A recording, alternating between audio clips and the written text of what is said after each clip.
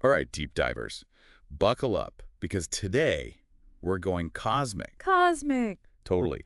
We're diving deep into Madonna's astrological chart. Oh, wow. Okay, I'm intrigued. Right.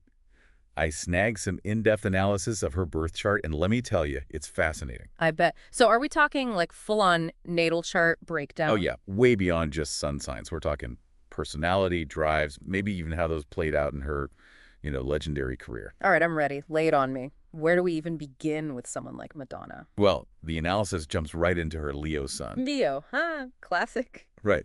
Now, I know some people are like, ugh, sun signs. But even if you're not buying all of it, it's interesting to see how it plays out. Definitely, especially with someone as, as Madonna. Exactly. So, Leo sun, ruled by the sun, fire element, huge creative energy, a need to lead, express yourself in a big way. Sound familiar? Yeah, that's definitely Madonna. Always pushing boundaries, never shying away from the spotlight. Exactly. Think about her whole career. Outrageous outfits, the way she pushes boundaries with her music and performances. It's always felt like she had to be in the spotlight. It's not even just about wanting attention. It's deeper than that. It's that Leo energy. Expressing your authentic self, no matter how bold, how unconventional. Okay, true. But here's where it gets interesting. She's not just a one-dimensional Leo sun. Oh, there's more. The analysis also points out her moon is in Virgo. Virgo. Okay, so that's different. How does that even work? Right. So you've got this fiery, expressive Leo, but underneath, there's this grounded, detail-oriented Virgo energy at play. So wait, we're talking sun sign is the outward personality and moon sign is? Inner world, emotional needs. Exactly. Okay, got it. And the analysis talks about how that Virgo moon might explain her work ethic. Like, people in the industry always talk about her perfectionism, how meticulous she is with her shows, the music videos, everything, every detail planned out. Wow, so that's the Virgo influence. But wouldn't that create some kind of inner conflict? I mean, Virgo is all about planning, precision, right? While Leo is spontaneous in the moment. Seems like those could clash. You would think, right. And this is where understanding how the different astrological elements interact gets important. Right, because it's not just about individual signs. It's the whole picture, the whole birth chart. Exactly. Got it. So how does that tension between Leo and Virgo actually play out in her chart? Well, the analysis says her rising sign might also be in Virgo. Rising sign. Oh, you mean like the ascendant? Yeah, how you present to the world, first impressions, like the mask you wear.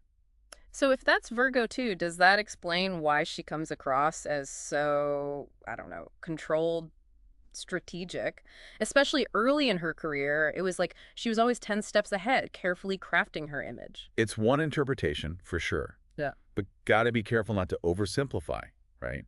Virgo's not just about being calculating, it's also about service, wanting to do things well to make a positive impact. Okay, yeah, I see that. So it's like this interesting mix of fire and earth with the sun and moon.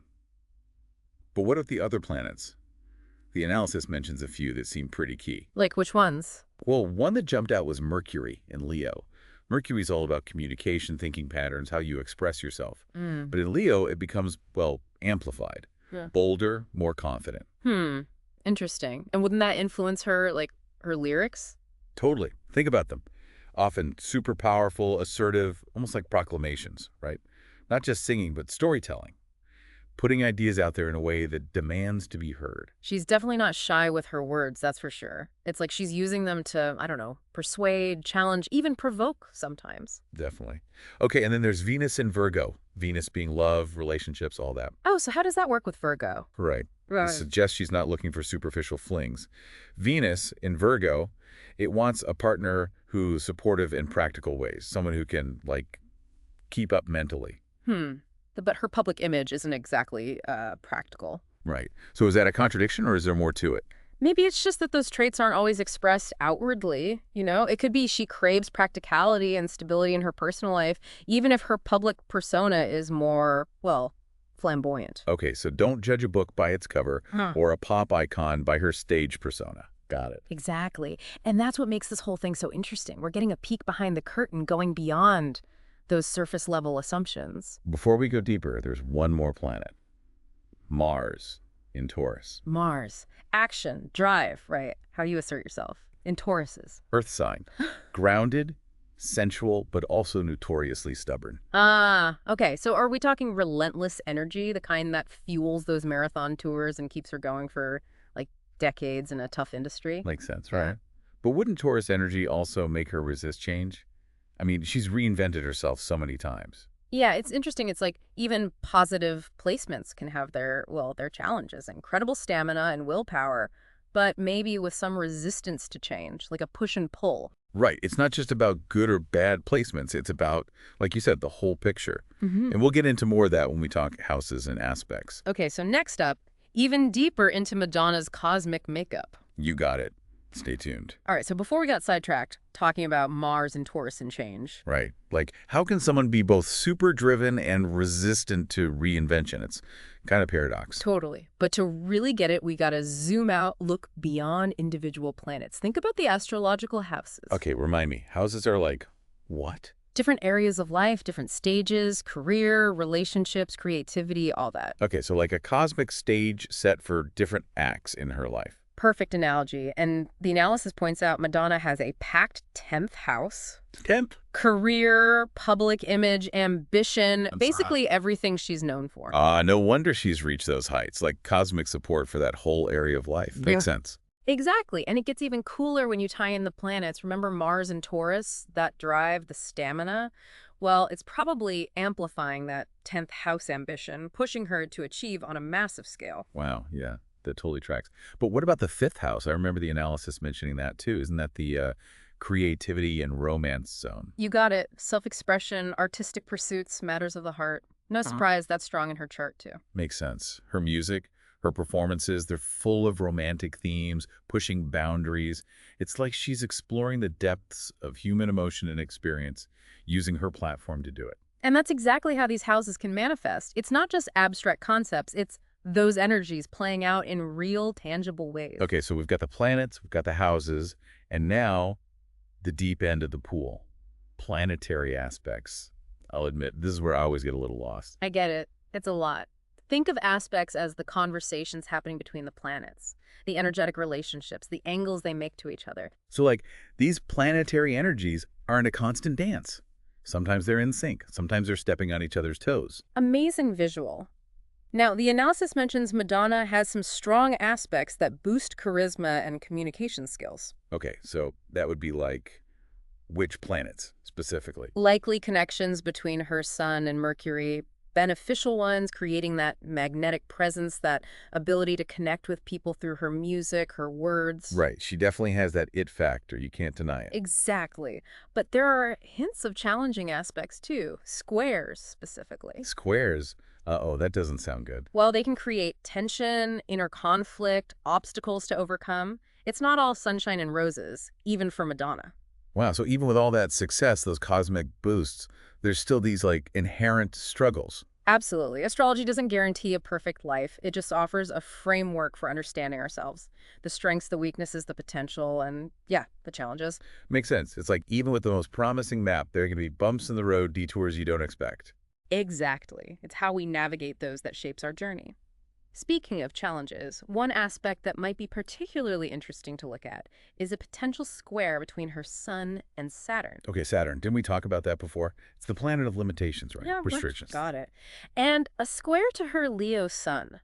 That could create some serious inner conflict. Wanting to shine, be seen, but also feeling held back in some way. Is that why she's always pushing boundaries, reinventing herself, Yeah. refusing to be put in a box? Possibly, that square could be a source of frustration, but also a driving force to break free, define her own success on her own terms. Man, that's fascinating. It's like the challenges become the fuel. I Sure. wonder, are there other challenging aspects that could tell us more about her personality, her path? Likely many. One that jumps out thinking about her relationships is a possible Venus-Neptune opposition. Ooh, okay. Venus is love, relationships, we know that. But Neptune. Dreams, illusions, and sometimes disillusionment. An opposition creates this pull between two opposing forces. So for Venus, that would mean what? Being super idealistic about love, prone to heartbreak. It could. Venus opposite Neptune can attract partners who aren't as grounded, reliable as maybe hoped for. Interesting. Especially thinking about some of her high-profile relationships, all that public scrutiny, No. drawn to the romantic ideal, but reality doesn't always match up. Exactly. It's a common theme with this aspect. Not about blaming the stars, just understanding those tendencies and how to navigate them. Okay, so we've covered planets, houses, even these complex aspects. It's like a whole cosmic puzzle, right? Totally. We've only scratched the surface, but we're getting a much clearer picture of Madonna, beyond the headlines, beyond the stage persona. Totally. Can't wait to see what other insights we uncover as we keep digging into this astrological blueprint. Me too. And it's important to remember, even with all this knowledge, we're still talking about a complex human being, right? Right, not just a set of astrological placements in a chart. Exactly. It's about appreciating that complexity and maybe learning something about ourselves along the way. All right, deep divers, get ready for the final act. We're wrapping up our exploration of Madonna's cosmic makeup. Going through all this, it's kind of wild how much of Madonna's success seems tied to her constant, reinvention. It's not just talent, it's that drive to keep evolving. And what's crazy is it might actually be written in the stars. It's really. We've talked about Virgo's meticulous side, but it's also incredibly adaptable. So not just planning, but being able to shift gears when things change. Exactly, like a built-in capacity to refine, improve, never settle.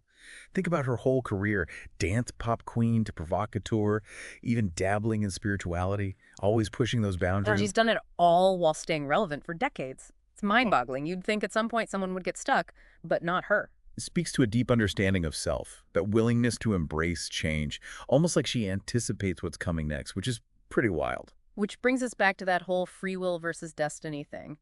Even if we have these predispositions, it seems like we still have choices. Oh, absolutely. The chart might provide the tools, the potential, but we're the ones holding the hammer, And Madonna is a perfect example. She took that blueprint and built something extraordinary. So instead of being limited by our charts, we're actually empowered by them. Exactly, is understanding your strengths, your weaknesses, then making conscious choices, becoming the author of your story, not just a character in a pre-written play. I love that. It's like we're given a pen and a blank page, and we can write whatever story we want. And while the stars might offer some plot points, we get to fill in the details, make it authentic and fulfilling. So big picture, what's the one thing you hope listeners take away from this whole deep dive, whether they're like astrology buffs or just curious? I think it's remembering that even iconic figures, they're shaped by the same cosmic forces we all are, but it's how they use that energy, their choices, that create the legend. Madonna's chart, it shows us that incredible drive, but also the potential for conflict, for working through challenges. It's relatable, even if our lives aren't quite as material girl. Right. It's not about idolizing someone's chart. It's about seeing that interplay of strength and struggle, encouraging us to explore our own blueprints, not to predict the future, but to understand ourselves a little better. Couldn't have said it better myself. And hey, who knows? Maybe we've all got some hidden, like a prayer energy waiting to be unleashed, some unique way to express our own cosmic selves. Maybe we do. So to everyone listening, whether you're an astrology pro or just starting out, keep looking up at the stars and remember the power to create your own destiny. That lies within you. Amazing. That's a wrap on this cosmic deep dive, everyone. Until next time, happy exploring.